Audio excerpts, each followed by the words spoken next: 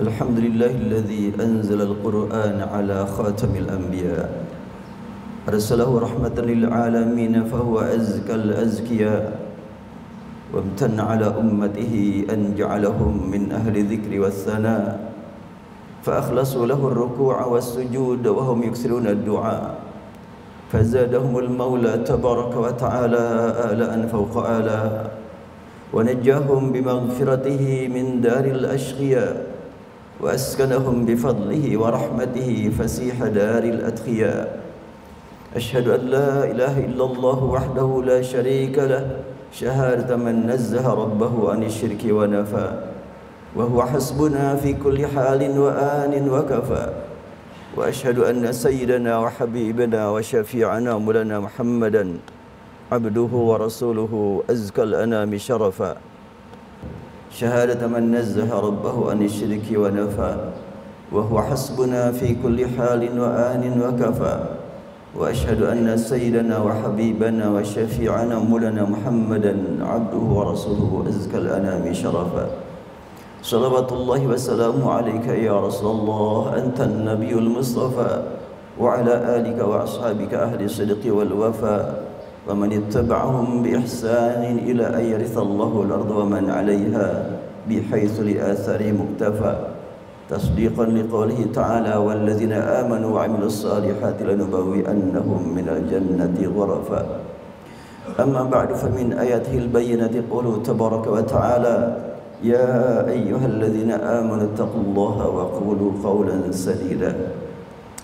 Maha suci Allah Subhanahu wa taala yang memilih kita semuanya menjadi kelompok yang sangat besar, bersatu, sangat indah persatuannya, sangat menarik perhatian komunikasinya, menakjubkan semua umat manusia di seluruh dunia, terutama pada bulan suci yang tidak lama lagi akan tiba, bulan Ramadan, memperlihatkan kepada dunia bahwa umat Islam umat yang paling kuat, paling sabar, paling cinta berinfak, paling cinta menyayangi satu sama lain, dan sangat erat hubungannya dengan kitab suci, sehingga walaupun di waktu-waktu yang lain kurang rajin membaca Al-Quran, pada bulan Ramadan secara umum umat Islam meningkat semangatnya membaca Al-Quran.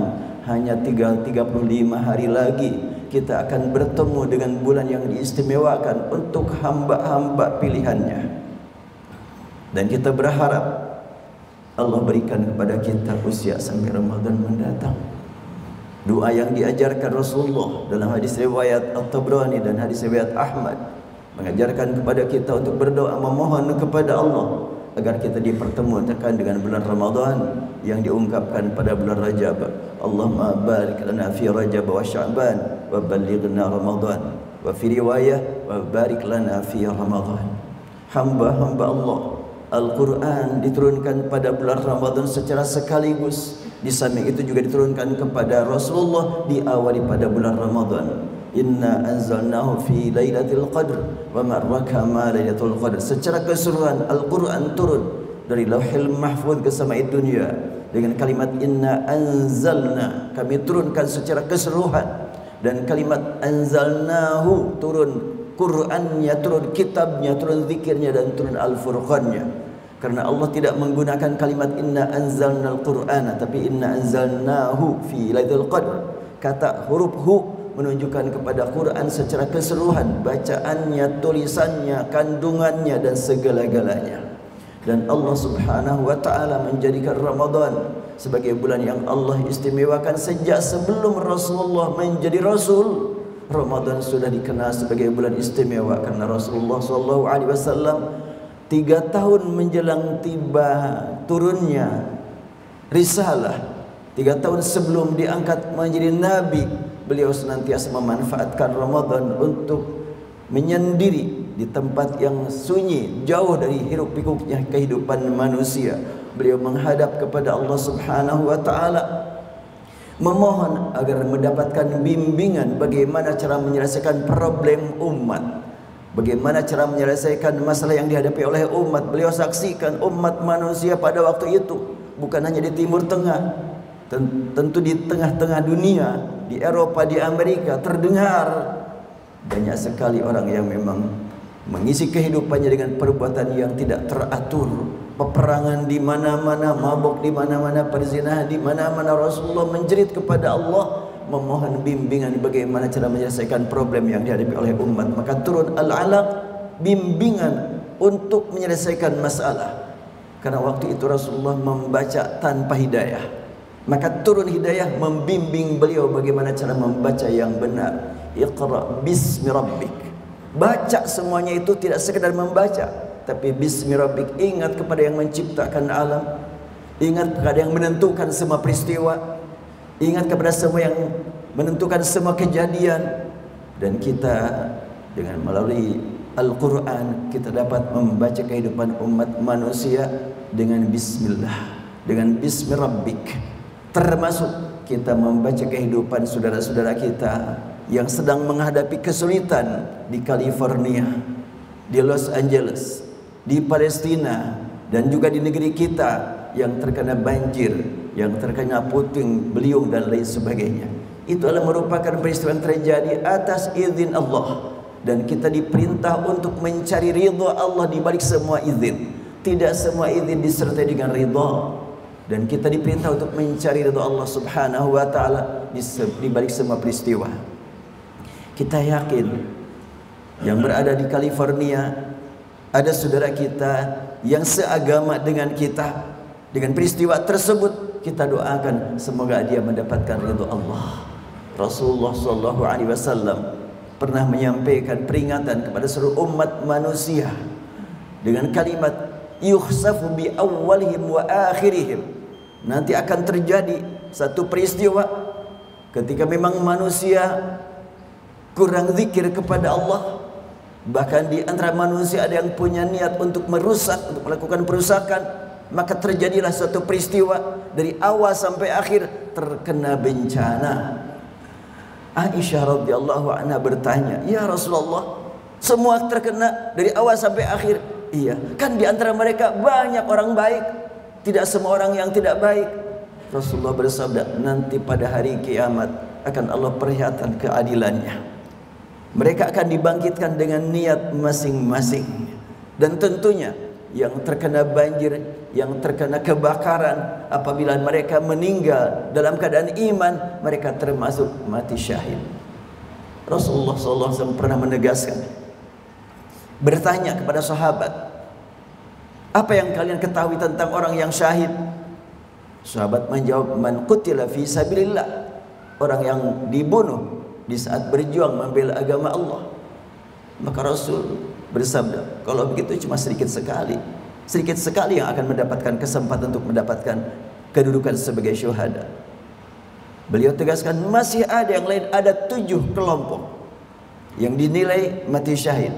Di antaranya adalah yang meninggal dalam keadaan iman terkena bencana, berupa bencana kebakaran, berupa bencana banjir. Dulu belum disebut banjir tapi tertenggelam, itu juga termasuk mati syahid. Kita berharap dengan peristiwa dari satu peristiwa ke peristiwa yang lain, Allah berikan kepada kita kemampuan mengambil pelajaran yang menjadi peringatan buat kita. Kita tidak takut dengan peristiwa, tapi kita berjuang untuk menjadikan semua peristiwa yang kita hadapi sebagai jalan menuju ridha Allah Subhanahu wa taala.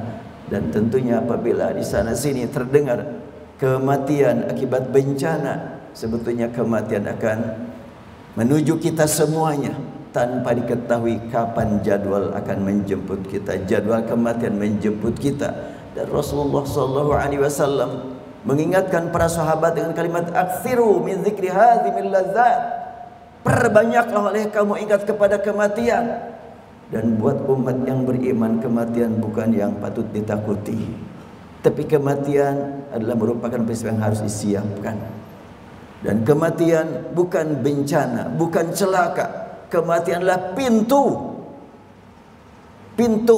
yang akan kita masuki, meninggalkan alam yang serba sempit menuju alam yang serba luas, dari alam yang serba terbatas menuju alam yang tak terbatas. Ali bin Abi Thalib radhiyallahu anhu pernah menyatakan ketika ditanya tentang takwa, beliau berkata, "At-taqwa wal khawfu minal jalil wal amalu bit tanzil wal ridha bil qalil wal amalu wal istidadu liyaumir rahim."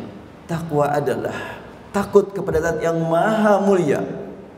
Kalimat takut kepada yang maha mulia tidak sama dengan takut menghadapi binatang buas, tidak sama dengan takut menghadapi bencana.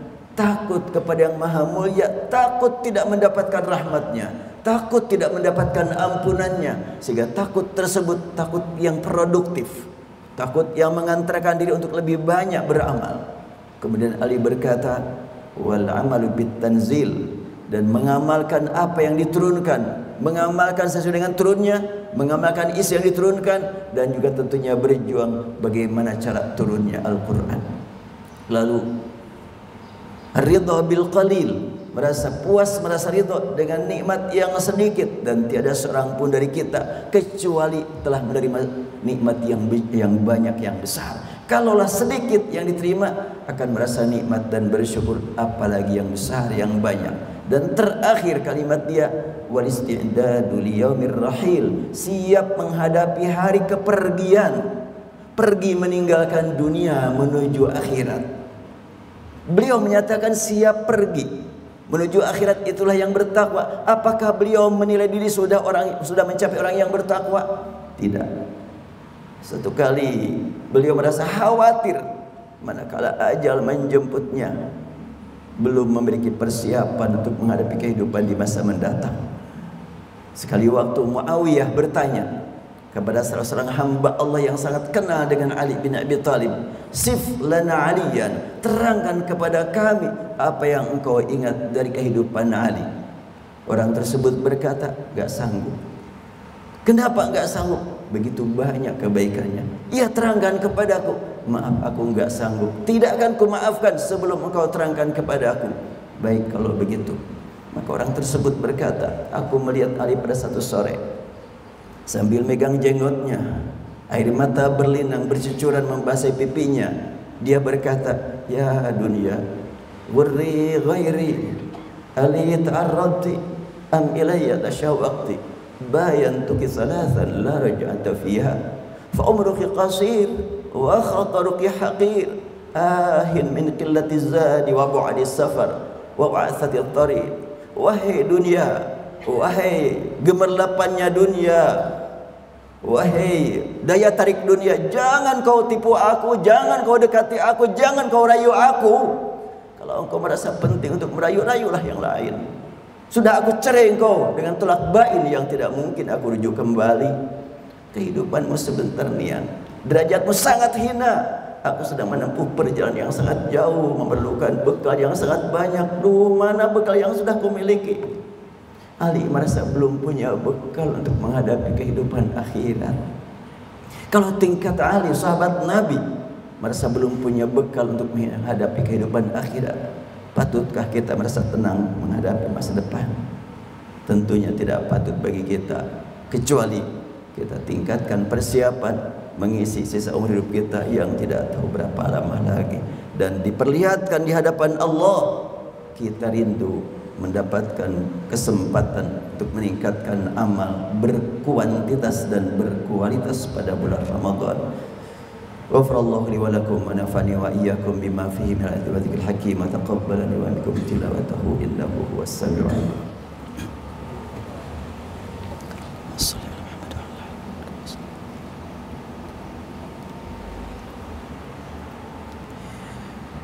Alhamdulillahi rabbil alamin, hamdan yuafi ni'amahu yukafi mazidah. Asyhadu an la ilaha illallah wahdahu la syarika lah, wa asyhadu anna Muhammadan abduhu wa rasuluh. Kendati pun Ramadan tinggal sebentar lagi, tapi tiada seorang pun dari kita punya waktu hidup sampai Ramadan. Jangankan sampai Ramadan, sampai esok hari pun kita tidak punya bukti. Kita saat ini masih mendapatkan nikmat untuk rukuk bersama, sujud bersama, melaksanakan sholat Jumat bersama. Masihkah kita punya waktu untuk sholat Jumat berikutnya? Sekiranya Jumat ini merupakan Jumat terakhir, apa yang mesti kita lakukan saat ini? Tentu kita harus meningkatkan rasa harap dan takut kepada Allah. Berharap agar Allah curahkan ampunan rahmat kepada kita, berharap agar ibadah kita diterima, dan takut kalau ibadah kita tidak diterima, takut kalau dosa kita tidak diampuni, terutama dosa-dosa yang tidak kita sadari. Karena itu kita tingkatkan harapan kepada Allah dan juga rasa takut kepada Allah dengan meyakini saat ini Allah melihat di mana kini kita berada. Allah Maha tahu apa yang tersirat dalam kalbu kita, dan hanya Allah yang Maha tahu sampai kapan kita masih punya waktu untuk mengungkapkan kalimat la ilaha illallah, sampai kapan kita masih punya waktu untuk membaca ayat-ayatnya. Karena itu marilah kita sama-sama menghadap kepadanya dengan penuh keyakinan Allah membuka pintu ijabah bagi kita. Allahumma salli wa sallim ala sayyidina habibana syafiina wa lana Muhammad wa sallim radhiyallahu tabaraka wa ta'ala an kulli sahabati rasulillah ajma'in. Ya Allah, ya Rahman, ya Rahim, ya Alim, ya Alim al-ghaibi wa syahada, ya Tuhan kami. Kini kami menghadap kehadrat-Mu ya Allah di tempat suci, tempat rukuk sujud hanya padamu. Buka pintu ijabah bagi kami ya Allah. Kami mohon Engkau hapuskan semua dosa kami. Kami mohon Engkau curahkan rahmat-Mu kepada kami dan juga kepada kedua orang tua kami, kepada semua orang tua kami, kakek dan nenek kami, dan kepada guru-guru kami dan semua hamba yang beriman padamu. Ya Allah, Ya Rabbana, Ramadan tidak lama lagi akan tiba. Izinkan kami untuk bertemu dengan Ramadan. Sekian Ramadan yang telah kami lalui, kami tidak tahu masihkah ada tersisa hasil ibadah yang lalu, atau sudah terhapus dengan perbuatan dosa yang kami lakukan. Ilahana ya Tuhan kami mohon ya Allah, Engkau berikan kepada kami kesempatan untuk rukuk sujud, menikmati rukuk sujud pada bulan yang istimewa, yang Engkau istimewakan bagi hamba-hamba pilihan-Mu. Rabbana ya Tuhan kami, sekiranya memang ajal akan menjemput kami sebelum tiba bulan Ramadan, kapanpun ajal menjemput kami, dimanapun kami kedatangan ajal, kami mohon ya Allah, jangan Engkau biarkan kami menghembuskan nafas terakhir kecuali meraih nikmat husnul khatimah. Berikan kepada kami Allah kenikmatan mengungkapkan kalimat tauhid saat hembusan nafas terakhir kami keluarkan. Rabbana ya ilahana ya Tuhan kami, manakala kami sudah menghembuskan nafas terakhir, berikan kepada kami nikmat mendengar panggilan-Mu, ya Tuhan nafsul mutmainnah, irji'i ila rabbika radiyatan mardiyah fadkhuli fi ibadi wadkhuli jannati. Dan pertemukan kami Allah di akhirat dengan Rasul-Mu bersama keluarga kami, bersama Al-Quran. Rabbana atina fid dunya hasanah wa fil akhirati hasanah wa qina adzaban nar. Wa sallallahu ala sayyidina Muhammadin abdika wa rasulika nabiyil ummi wa ala alihi wa sahbihi wasallim. Walhamdulillahi rabbil alamin. Innallaha ya'muru bil 'adli wal ihsani wa ita'i dzil qurba wa yanha 'anil fahsya'i wal munkari wal baghi ya'idzukum la'allakum tadhakkarun wa la dzikrullahi akbar. Astaghfirullah li wa